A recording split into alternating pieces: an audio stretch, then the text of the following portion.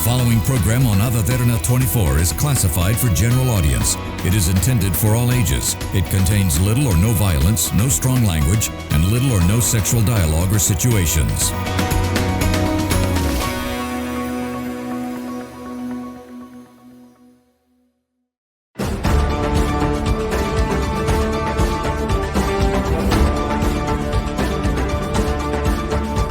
Good evening and thank you for joining us on yet another episode of this special presentation where we bring to you key topics that affect you and I in our day-to-day lives. Now today's topic is something that affects each and every one of us on every spectrum and every scale, be it privately, personally, publicly, as a society, and also not as a functioning member of society as well, even individually. And that's on reconciliation and also the knowledge that we possess as citizens of this country relating to our climate right now. How much do we exactly know about our statistics and how our participation is when it comes to civil duties and also other essential areas? So to talk about this topic, we have someone especially focused on reconciliation, and that is Dr. Natasha Palansuria. Doctor, thank you very much for taking the time to speak to us here today. Dr. Natasha is from the Sri Lanka Barometer Research Initiative. Dr. Thank you very much once again for taking the time to actually come and speak to us at the studio here today. We have a lot to get into, specifically when it comes to what exactly the Sri Lanka Barometer is. I think we should start there so that we can give a little bit of a foundational understanding for our viewers watching at home as well. What exactly is the Sri Lanka Barometer? What is a barometer? If you could walk us through this, Doctor. Yeah, sure. A barometer we know generally as a tool that measures pressure, right, in sciences. The same in social sciences, it's used as a tool that measures pressure in society or measures the pulse of people or what citizens are thinking. It's used throughout in different contexts globally to look at social issues, political issues, economic issues in these different contexts. And it's primarily done through surveys looking at public opinion or tracking public opinion. So that is basically what a barometer is.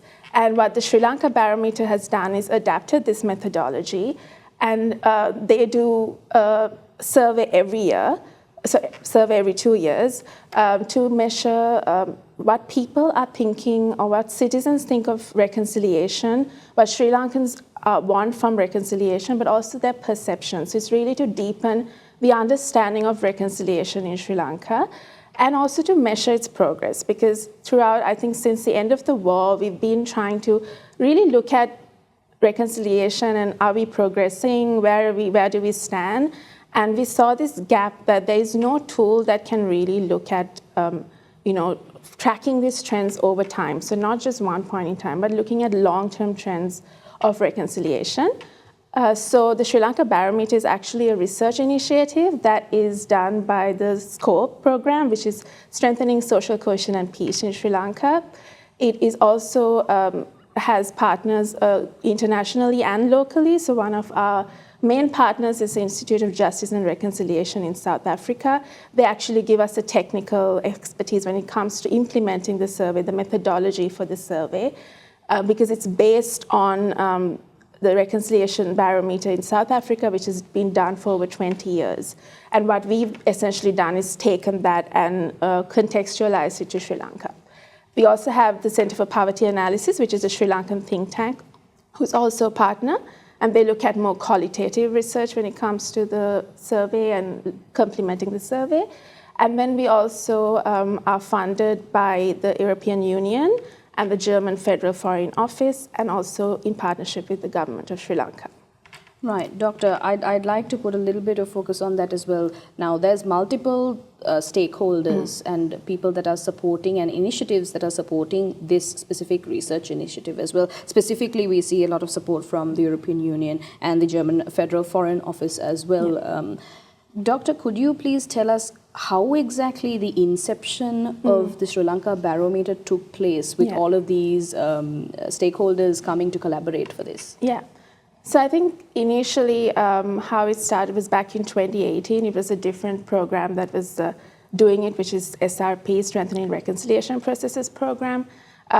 They saw this kind of gap in public opinion about reconciliation, and it didn't come out of nowhere. There were actually calls from different government commissions that did a lot of consultative processes about reconciliation. I think the Derana Declaration was the main document there that really recommended to collect public opinion on reconciliation.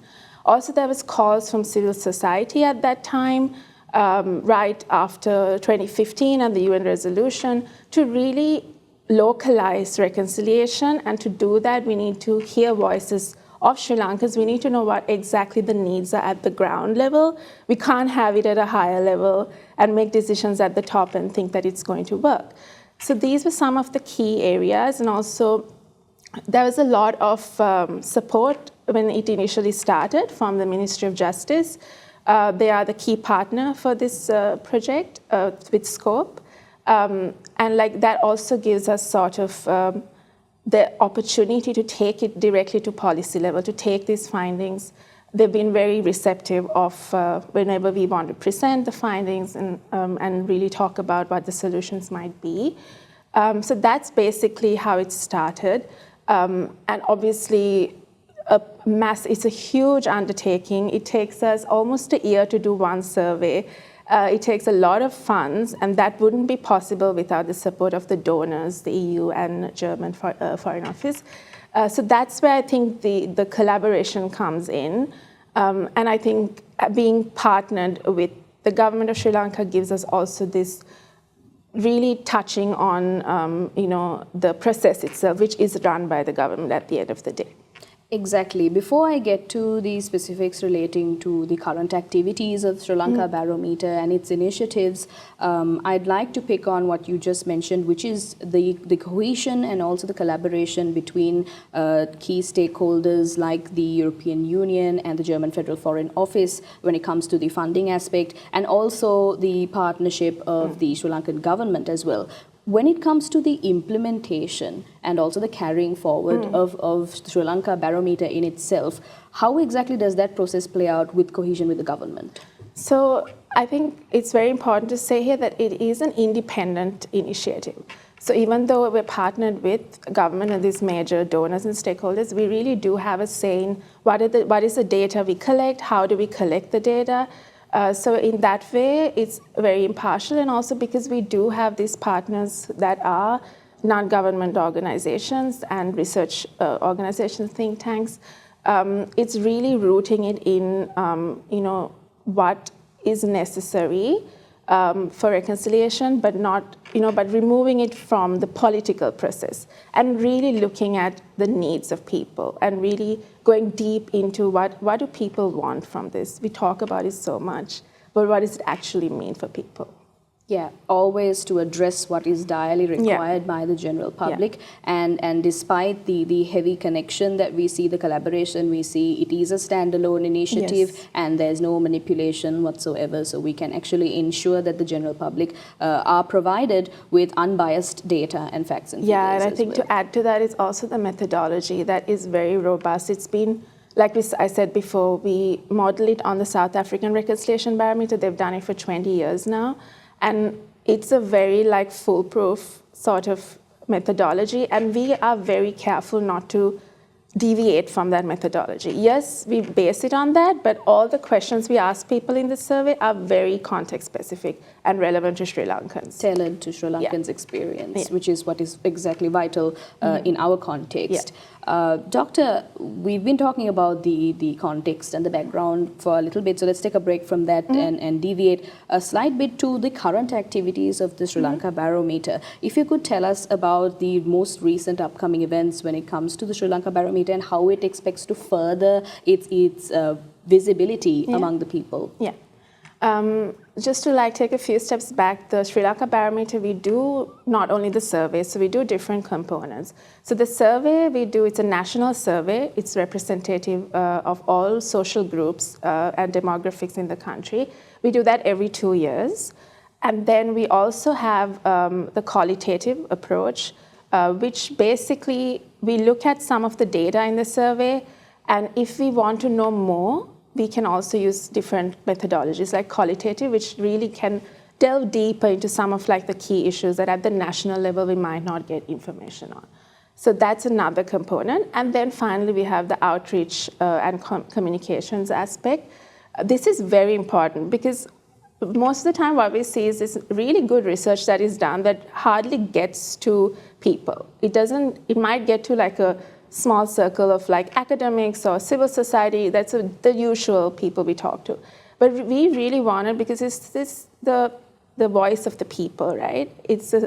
But the Sri Lankans' thoughts and opinions on certain issues, we want to give it back to them. So we have a very interesting event coming up on Friday, so 6th, 7th, and 8th. It's an exhibition called Sri Lanka Speaks.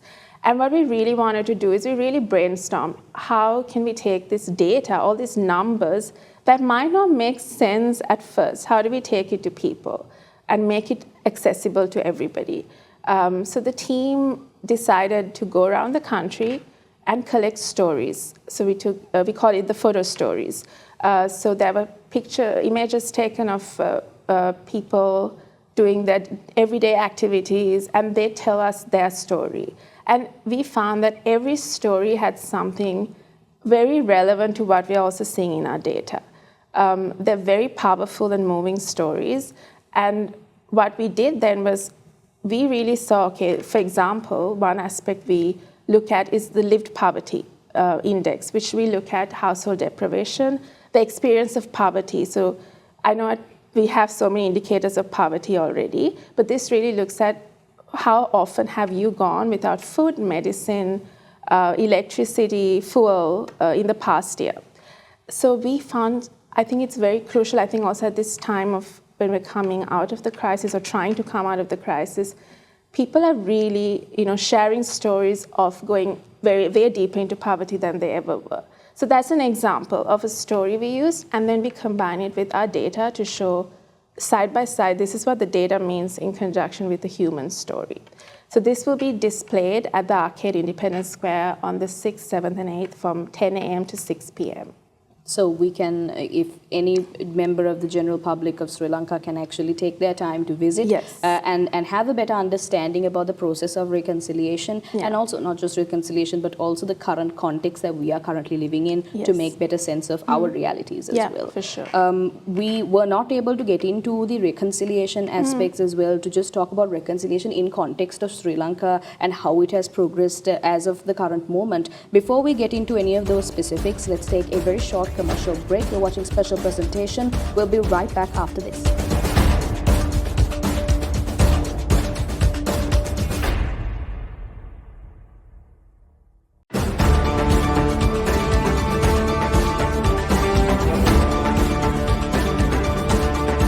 Welcome back to a special presentation. We're in conversation with Dr. Natasha Palansuri. We're talking about the Sri Lanka Barometer Research Initiative.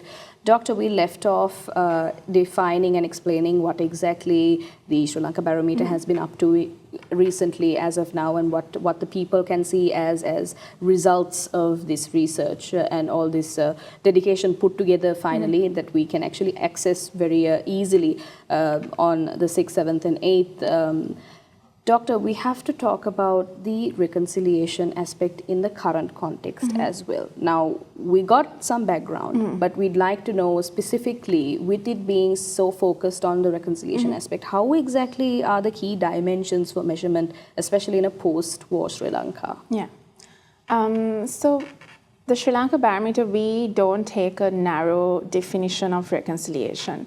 We know, and from talking to many people, that reconciliation means different things to different people based on their lived experience. So for example, if you speak to someone in the north, what they want from reconciliation is different to someone from the south. In the same way, if I ask you right now, what is reconciliation to you, you would have a completely different answer. For some people, it's about healing and moving on. For some people, it's about addressing justice, accountability. So there are different ways that you can look at it. So for us, really, to conceptualize a tool that looks at reconciliation and cover everyone's kind of aspirations for reconciliation was very important. So when we look at reconciliation, actually, we look at it through 8 dimensions. And this comes from doing community consultations at the inception in 2018. The Sri Lanka Barometer team went around the country speaking to people through consultations, speaking to experts and civil society actors who have been working for so long on this area to understand what is reconciliation to Sri Lankans. And we came up with 8 dimensions that became themes or crucial for us to measure in terms of measuring trends. So the first aspect is justice for all, and that we look at things like reparations or post-war justice aspects, and also access to justice, equal access to justice processes and legal aid and all of that. And then we look at dealing with the past, and that is really about how do we move forward? This concept of we need to look back to move forward. We need to deal with our demons to kind of move away from it. So dealing with the past looks at things like memorialization, the opportunity, the right to memorialize, but also recognizing past injustices. And then we also look at accountable governance, and that is really looking at having government structures that can look after the needs of people despite your background and despite where you come from, and also about transparent and accountable governance structures. And then we look at also active citizenship, and here we look at, do citizens have the space to actively engage in civic life, civic participation, political participation, have the opportunities and the freedom to do that. We look at something called identity and belonging, and that's very important in Sri Lanka, where our conflict is rooted in an identity issue.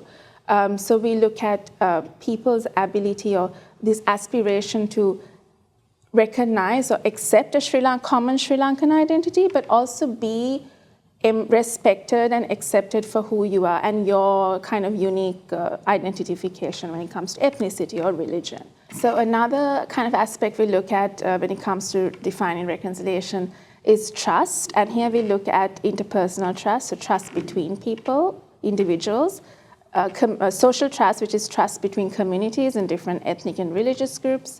And then also we look at political trust. So how much do citizens trust their political leaders and political institutions and government structures? So that's another aspect. Then we look at equal opportunity.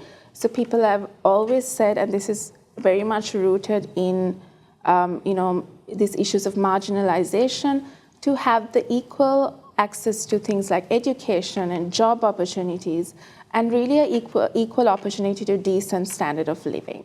And then the final one we look at is security and well-being, and here we have 2 aspects. One is security, which is freedom from violence, being safe and feeling safety in your environments.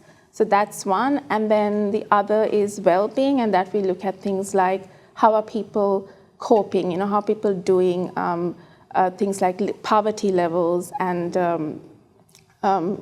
experiential poverty and well-being, and what are the threats to your household. So those are some of the other aspects we look at. So finally, to say that when we look at reconciliation, it really is not one thing. And for Sri Lankans, these are the 8 aspects that have constantly been emphasized as it's important if we are to have reconciliation. Doctor, a question of curiosity. Now, having so many global supportive areas and partners, of course, the structure in itself is based from South Africa's efforts at reconciliation, and then we've seen our funding coming from the European Union and also the German Federal Foreign Ministry. We've seen a lot of the Federal Foreign Office, my apologies.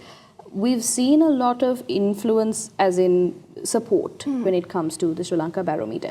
Has this support reflected on how the Sri Lanka Barometer is being carried out and its ideologies?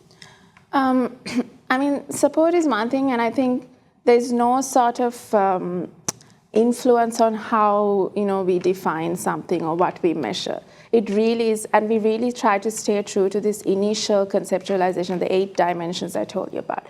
We always, whenever we even review our questionnaire, every iteration before we collect the data, we review the questionnaire. We make sure that statistically that it's performing well. So we really stay true to, okay, is this relevant to these 8 aspects that Sri Lankans say are important? If we want to include something, we go back to that. Is that important as well? So it's really about, the support is definitely very important, but we appreciate that the support doesn't mean that we have to do things the way someone tells us to do it. Exactly. We really, and as local researchers running the barometer, I think we really stay true to that aspect of, we have to, It's the honor that kind of conceptualization, the integrity of it as well, and the credibility also comes from that, I think. Yes, and it's the fact that we're having a support from the European Union and the German Federal Foreign Office, and despite such heavy support, we see that it is a standalone and uninfluenced look into the reality of the Sri Lankan people. Speaking of the Sri Lankan people, Doctor, a little bit of a leeway into exactly where the purpose of the Sri Lankan barometer lies. Of course, we understand that it's to conceptualize our data and to better understand. But when it comes to the ground level, when it comes to the common person, how exactly does the Sri Lanka barometer hope to impact their lives and maybe bring in acknowledgement or any sort of support? So I think we do this at different levels. First is one of the main objectives of the Sri Lanka barometer is to influence policy. So at that level, we are able to, through these connections, like the support we've had from the donors and also from the government, we're able to take the findings to the people that actually make the decisions, right? And we hope that they will be and when it comes to numbers and you look at national level numbers, you're not looking at a specific region or a specific community, you're saying the whole country is saying this. Then it really helps to, I think, influence policy decisions, and we hope it does, because in other barometers globally, this tool has been used to influence policy decisions because numbers do speak a lot. So that's one way we do it. The other way is we really want to influence public discourse. There's a lot of misinformation or disinformation about reconciliation, about this whole process, about even dealing with the past and, where is it coming from? So we really want to kind of deconstruct that in a sense, or have counter narratives using the data.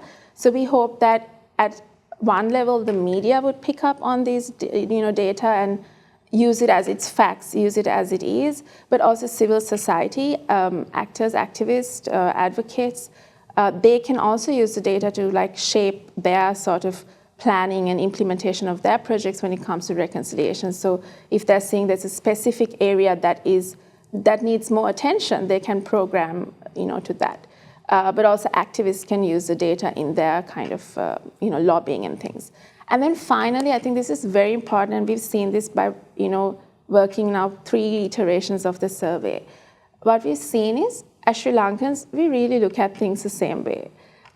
We expect, and sometimes we take the findings to different communities, and they expect, oh my gosh, this person in the South needs, things differently to me. But when they see the data, they're like, actually, we all think the same. So one really key example is, the importance of a Sri Lankan identity. It's very politicized, and it's very much like who decides what a Sri Lankan identity is. And one thing we measure is how important is it to Sri Lankans to have a shared identity when it comes to reconciliation. And we expect that at different regions, there might be different sort of responses to this. But when we look at it, actually across provinces, across ethnic groups, across religious groups, this shared identity as Sri Lankans is important. Another aspect is demand for reconciliation. It's across groups, Sinhala, Tamil, upcountry Tamil, Muslims, they all have this high demand for reconciliation. So I think this is also a way that we can use the data to show people we actually, are the same. We might have differences, but we have a common ground, and there are certain things we value as Sri Lankans, and that really comes across from the findings as well. Despite our region, our ethnicity, we are one and the same, Exactly. and that is something that the report reflects specifically when it comes to identity as well. Despite how politicized and how polarized we've seen that climate become, we do have to go in for a short break, and right after that we do have to get into the challenges that were faced by the barometer when it comes to its initialization and also its furthering of collecting data and the public outreach as well. We have to talk a little bit about the exhibition before we get into the specifics relating to the exhibition and also what we can expect from the Sri Lanka Barometer in the future. Let's take a short commercial break. You're watching Special Presentation. We'll be right back.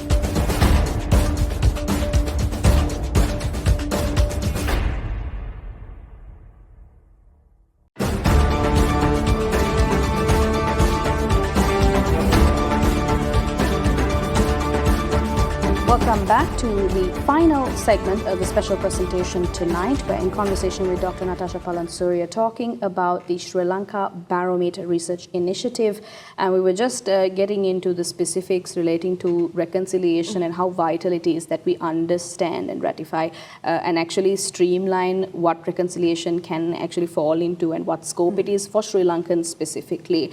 Now, of course, we've entered our final segment, Doctor, so we do have to touch on a little bit of the actual process of how the Sri Lanka Barometer is carried out and what challenges we saw moving ahead, and especially the support that the European Union and also the German Federal Foreign Office actually lended in order to ensure that major disruptions can be overlooked and can be conquered, and also, of course, the support from the government as a key partner.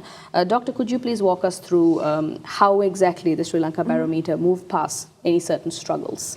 So I think when it comes to, I think one major thing we had, challenge we had was when we collected data during COVID, right, 2020. And what we do with the surveys, we make sure that we collect face-to-face data.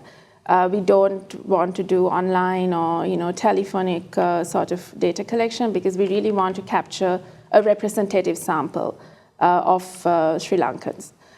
So one thing we actually had to do during COVID was delayed a bit, but also still were able to get permissions to go, even when there are lockdowns and things, to really go in and collect the data from people. So basically that's I think when you look at biggest challenges. Yeah, when you look at challenges, the data collection itself is one of the, because we have enumerators going to all parts of the country, working in it's not easy. Also, when you go to someone's house and want to ask questions about things like reconciliation, which seem very political sometimes, it's not easy. And I think also something we also get is, why are you talking about this now? We have so many other issues. And then at the end of the survey, though, they're very happy that they were part of it, because they're like, oh, you're looking at other things as well. Like, how am I doing as, how's my household doing? What's my biggest threat right now in the economic crisis? So those are some of the aspects we get into, and I think that really gives people a chance to speak out and share their opinions. So in that way, we contextualize the survey as well. We don't just stick to one. We look at very key events that happen. So in the 2023 survey, we look at the economic crisis and how it has affected people's lives. So in that way, we try and tailor make it in a sense as well. So, Doctor, specifically, I think this is something that is quite an issue, specifically when we talk about reconciliation. Also, when it comes to involving the North as well, in order to make sure it's a cohesive study, and that is the equity and the language aspect as well.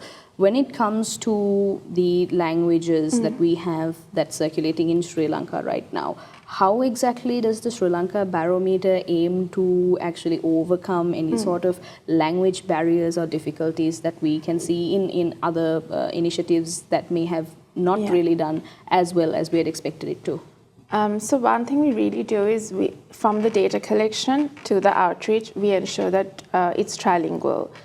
So when we do data collection, the survey is conducted in Sinhala and Tamil. And when it comes to Tamil also, we have enumerators who speak the certain dialects in the regions, so that, and we also have different versions of the Tamil dialect that makes sense to people. Or even when it comes to Sinhala, we go through so many revisions speaking to communities, speaking to people, do you understand this question that you're being asked? And we've had certain times where we have to really change the question so many times that the people actually understand what we're asking them. And when it comes to also outreach, it's not easy to translate whole reports and check it and do all of that. But I think we have a really good resource and a really good team, and this is enabled by the support we've got from different stakeholders to make sure that we are sharing the data and the findings in Sinhala and Tamil apart from English. And even at this exhibition, you'll see all findings trilingual, so anyone can come and really access the data. I want to talk about the exhibition as well, but before we get to the exhibition, Dr. Thematic Studies, if you could help us understand better relating to thematic studies and how vital of a concept it is when it comes to Sri Lanka barometer specifically. So I think it's important to kind of understand that when it's a national survey, you cover certain things, right? You cover things that are very high, like a national level. So we might give a score to something. For example, let's say, lived poverty. We have a scale of 1 to 10, and the lived poverty level in Sri Lanka is, say, 5.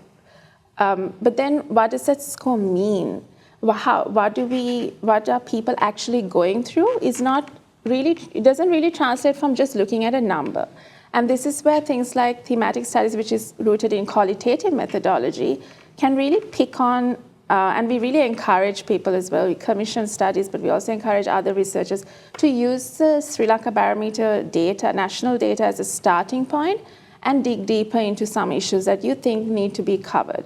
So we have done 5 thematic studies already, and these range from youth's discourses on reconciliation, the Sangha community's perceptions of reconciliation, also things like trust and mistrust among Sri Lankans and how that, where that's coming from and how that kind of manifests. But also we have 2 new studies coming out, and one is, I think, very relevant to currently because it looks at the Truth and Reconciliation Commission, or the proposed Truth and Reconciliation Commission. And we hear there's been a lot of work done by the government already in kind of drafting, the paperwork for it, or the legislation for it. But what do Sri Lankans think of it? And one study is really looking at perceptions of Sri Lankans when it comes to the Truth and Reconciliation Commission. And then another aspect that we see and we don't get a lot of research on is the Malaya Tamil community, or the upcountry Tamils as we generally know them. So there's one study that's been done on really looking at the experiences of Malaya Tamils, and especially in this crisis after crisis, we've had so many, we've been back to back in crisis mode. And what does it mean for them, but also what does it mean for reconciliation when we speak to their experiences? So those are 2 studies that are coming up, and that's, I think, the importance of using qualitative methodologies, because we understand that there's only a certain level of information we can get to when it's a survey. You can't really dig deeper into the personal stories or experiences. So that's what, and the community experience. So that's what Doctor, specifically on the aspect of qualitative data collection as well and analysis, from its inception to now, as you mentioned earlier, we've gone into crisis mode back to back to back. We've had a lot of difficulties, and thankfully the Sri Lankan population has been robust enough to weather the storm, and we're here now.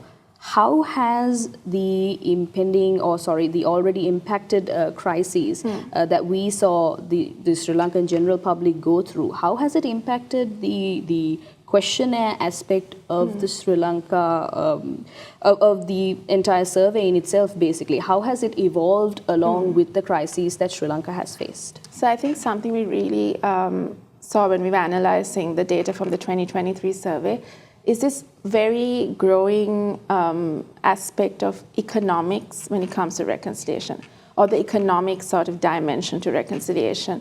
And we really didn't pick up on that much. It was there in the previous findings, but I think we really saw it in the 2023 survey, because what we really did was ask people also about how the crisis has impacted them, how the crisis has impacted relationships between communities as well, not just personal experiences of poverty or the struggles that people face.